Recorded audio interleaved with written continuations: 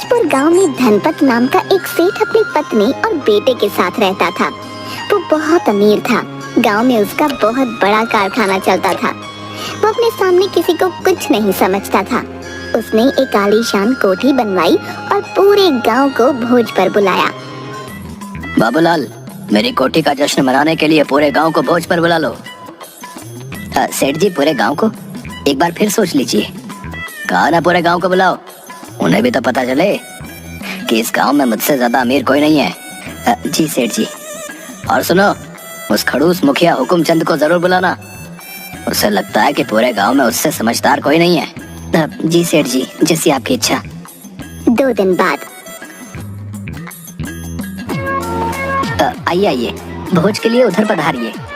अरे वाह, सेठ जी ने इंतजाम बढ़िया किया भाई। भैया मान गए। इस पूरे गांव में धनपत जैसी दरिया दिली किसी में नहीं, जो पूरे गांव को पंगत में बैठने का न्योता दे डाला भैया। अरे हुकुमचंद जी, आइए आइए, आपका बहुत बहुत स्वागत है। आप उधर बैठिए, मैं अभी सेठ जी को बुला कर लाता हूँ। मुखिया कोठी को देखने लगा।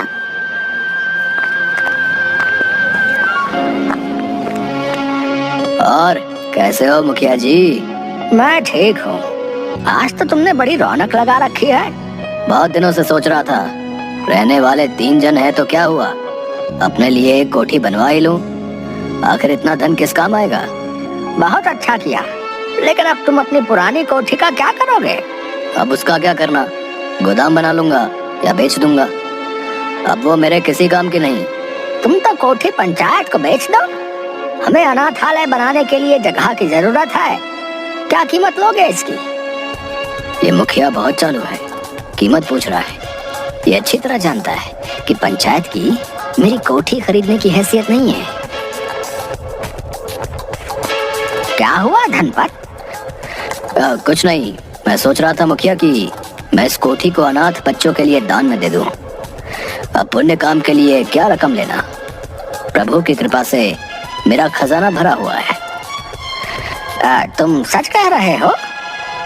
हाँ मुखिया, तुम मेरी दरिया दिली के बारे में तो जानते ही हो। मेरा दिल अंदर से मोम है, मोम। हाँ, तुम्हारा मोम आज मैंने इस भोज में बहते देख लिया है।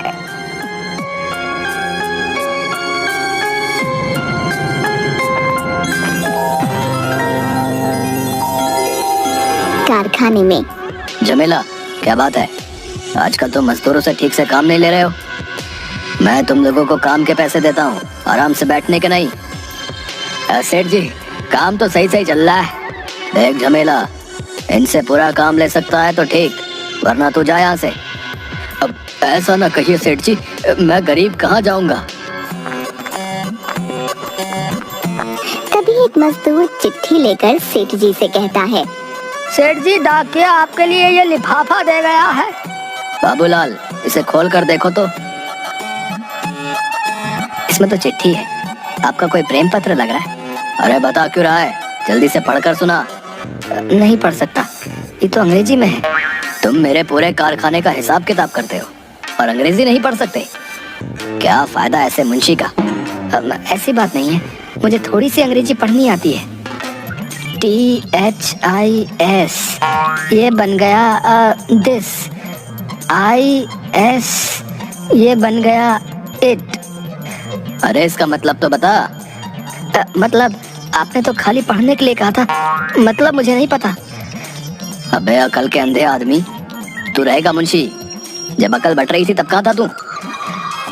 आप गुस्सा मत करिए, इस चिट्ठी को पूरे गांव में एक ही आदमी पढ़ सकता है।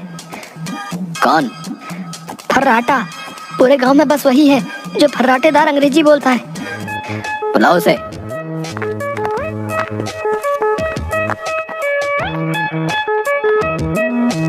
कहा बाबूलाल, आज मुझसे क्या काम पड़ गया है? भाई ये चिट्ठी अंग्रेजी में है, जरा पढ़कर बता दो क्या लिखा है। 50 रुपए लगेंगे पढ़ने के। तुम चिट्ठी पढ़ने के रुपए लोगे? हाँ, अगर पढ़वानी है तो बोलो, वरना मेरा समय बर्बाद मत करो। हाँ अच्छा, ये लो रुपया, पढ़ो। This is to inform you, Mr. Dhanpat. अरे बताओ तो इसका मतलब क्या है? 100 रुपए और दो तो पूरी चिट्ठी समझाता हूँ। फिर रुपए, ये क्या बात है? अच्छा अच्छा, ये लो, अब बताओ। सेठ जी, ये चिट्ठी शहर की एसआर कंपनी से आई है। इसमें लिखा है वो आपको माल का बड़ा ऑर्डर देना चाहते हैं, इसलिए आप अपने माल का सैंपल भेज दो। ये देखो, पूरा लिस्ट लिखा हुआ है। आप बोलो तो मैं ये बाबूलाल को सब समझा दूंगा, पर जरा मेरा ध्यान रखना है। हाँ, क्यों नहीं, तुम सब समझा दो। ठीक है, तो मैं कल सुबह आकर सब समझा दूंगा। है बाबूलाल, अभी तुम जाओ और कल इस फर्राटा से सब समझकर सैंपल भेजने की तैयारी करो। जी सेठ जी। सेठ मशीनों को देखने के बाद, ठीक से सब देख के ताला लगाना। अरे तुम अभी तक यहीं पर हो, तुम्हारा काम हुआ कि नहीं? सेठ जी, सब तैयार है, बस फिट नहीं हो रहा। छोड़ो, तुम्हारे बस का कुछ नहीं है। मेरे एडवांस रुपए वापस कर देना। सेठ के जाने के बाद, भाई कारखाना बंद मत करना, मैं अभी 10 मिनट में सामान लेकर आता हूँ। कुछ दिन बाद, बाबूलाल, उस शहर वाली कंपनी का कोई जवाब आया कि नहीं? नहीं सेठ जी। सैंपल ठीक से भेजा था ना? बड़ा ऑर्डर आना था। सेठ जी, मैंने सब बढ़िया भेजा था। बाबूलाल, तू मुझे डुबो देगा। तूने जहाँ जहाँ सैंपल भेजा कुछ नहीं हुआ। तभी 2 पुलिस वाले आए। अरे सेठ धनपत कौन है? क्या हुआ? मैं हूँ सेठ धनपत। अरे तुम्हें हमारे साथ थाने चलना होगा रे। शिकायत आई है तुम्हारी, तुम्हारा माल जो है नकली है। नहीं नहीं साहब, हमारा माल 100% असली है, कोई मिलावट नहीं होती। अरे एसआर कंपनी ने शिकायत की है, तुमने उन्हें जो सैंपल भेजे ना सब मिलावटी हैं। अगर ऐसा माल बाजार में गया ना तो तहलका मच जाएगा बे। आपको गलत फहमी है, हमारे यहाँ ऐसा काम नहीं होता साहब। पुलिस वाले सेठ को पकड़ कर ले जाते हैं।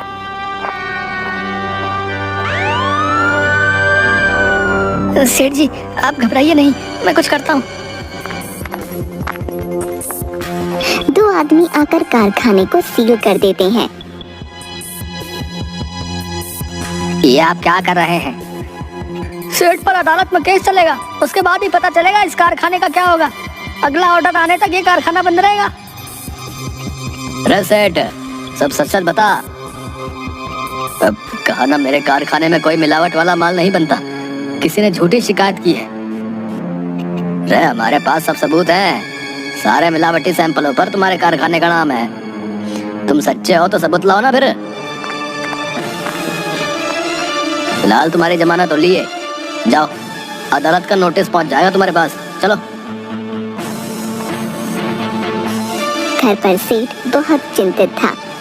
सुनिए जी, आपके जाने के बाद 5 लोग आए थे, बोल कर गए हैं कि हमारा रुपया 2 दिनों में वापस कर दो, वरना अच्छा नहीं होगा।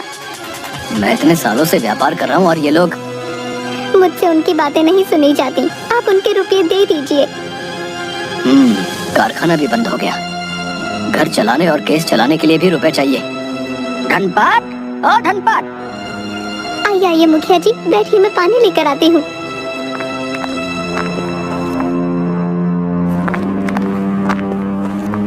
ये क्या हो गया धनपत? मैंने कुछ नहीं किया। मैं जानता हूँ तुम सच कह रहे हो, किसी ने तुम्हारे खिलाफ साजिश रची है। मुझे ये सब बाबूलाल का किया धरा लगता है, सब काम उसके जिम्मे छोड़ा था। पर फंसे तो तुम हो, अब क्या करोगे? मुखिया, एक उपकार कर दो, मुझे रुपयों की बहुत जरूरत है, कैसे भी हो ये कोठी बिकवा दो।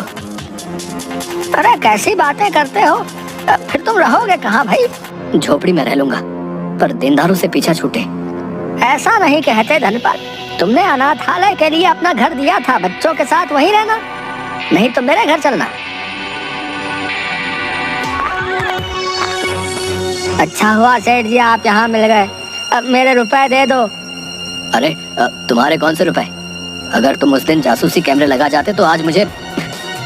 ऐसा मत कहिए सेठ जी, मैंने तो सारे कैमरे फिट कर दिए थे। कब? तुम तो उस दिन के बाद आए नहीं। कारखाना बंद होने के थोड़ी देर बाद मैं सामान लेकर आया था और सारे जासूसी कैमरे उसी दिन फिट कर दिए थे। वो तो मेरी माँ की तबीयत अचानक खराब हो गई थी तो मुझे रातों रात अपने गांव जाना पड़ा, इसलिए आपको बता नहीं पाया। ये तो बहुत अच्छी बात है धनपत, कारखाने से तुम्हारी बेगुनाही का कोई ना कोई सबूत जरूर मिलेगा। हाँ चलो चलते हैं।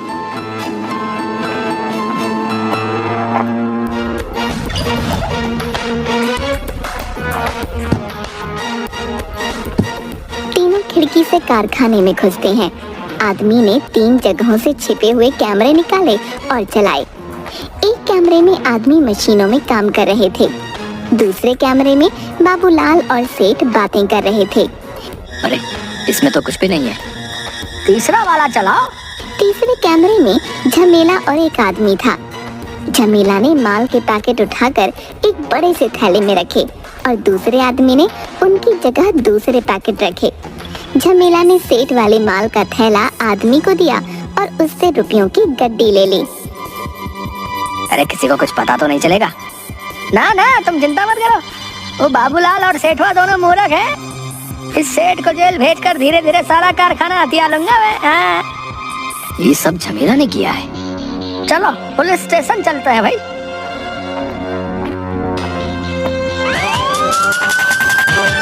दो पुलिस वाले झमेला को घर से पकड़ते हैं।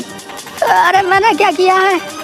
रे मिलावटी माल तूने रखा है, फंसाओ सेठ को रहा है। मैंने कुछ नहीं किया, वो सेठ झूठ बोल रहा है। चल पक्का सबूत है हमारे पास तेरे खिलाफ। दो आदमी कारखाने की सील खोल देते हैं। मुबारक हो धनपाल, तुम अपनी समझदारी से एक बहुत बड़ी मुसीबत से बच गए। मुखिया सच बताऊं तो ये समझदारी मेरी नहीं, इस कैमरे वाले भाई की थी। इसी ने मुझे मनाया था, कह रहा था आप कैमरे लगवा लो सेठ जी, इतना बड़ा कारखाना है, देर सवेर हो जाती है, कभी ना कभी काम आएंगे। भाई तुम्हारा बहुत बहुत धन्यवाद, बड़ा उपकार आपका। आज तुम्हारी वजह से मेरा काम और नाम दोनों की लाज बच गई, वरना मैं सड़क पर आ जाता। ऐसा मत कहिए सेठ जी, करने वाला तो भगवान है।